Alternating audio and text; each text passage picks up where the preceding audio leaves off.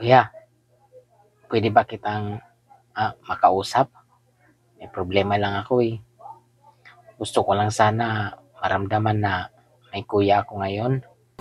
Every day, I wished I did. Kakahiya sa'yo kuya eh. Sige kuya, wag na lang. Tell me! Kuya, iniwan kasi ako ng girlfriend ko eh. Ko talaga alam kuya kung bakit. Sakit. And you expect me to believe that? Minahal ko naman siya kuya. Pinaramdam ko naman sa kanya na mahalaga siya sa akin, pero pinaramdam ko sa kanya na tunay ang pagmamahal ko, pero di ko talaga alam kuya kung bakit iniwan niya ako eh. Ang sakit-sakit dito kuya. I deserved an explanation. I deserved an acceptable reason. Ang totoo niyan kuya eh, natukso ako eh. Pero hindi ko naman sinasadya yun kuya. Tsaka hindi ko naman mahal yun eh. Ba't di mo sinabi sa akin ng totoo? Tulungan mo naman ako kuya oh. Tulungan mo akong bumalik sa akin yung girlfriend ko. Na mahalin niya ulit ako. Anong karapatan mong hingi ng isang bagay na ipinagdamot mong ibigay? Hindi ko talaga alam ang... Kailangan mong malaman kung bakit isang umaga pagising mo biglang nagbago lahat. Bakit wala na siya? Bakit mag-isa ka na lang?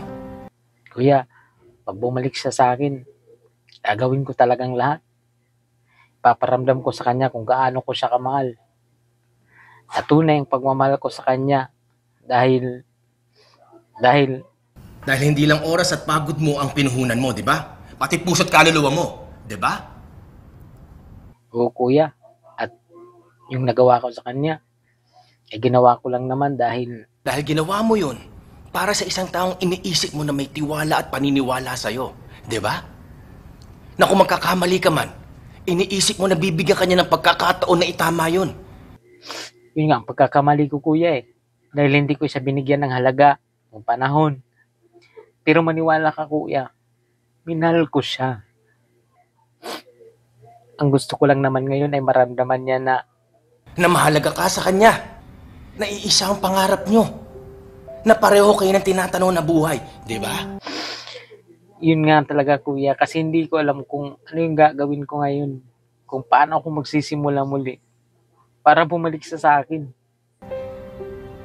Kailangan mo ng dahilan, di ba? Kuya, tulungan mo naman ako na bumalik siya sa akin. Na mahalin niya ulit ako. Kailangan mo na mapanghahawakan kung bakit kailangan mong tiisin na magmukhang tanga. Na magmukha kang tae sa paningin ng tao. Sa paningin mo, sa sarili mo. Kasi hindi mo alam kung paano eh. Hindi mo alam kung kailan. Hindi mo alam kung ano nangyari. Kung ano mali sa'yo, bakit kanya iniwan? Kuya naman eh, humihingi lang naman ako ng tulong sa'yo eh. Ba't naman ganun?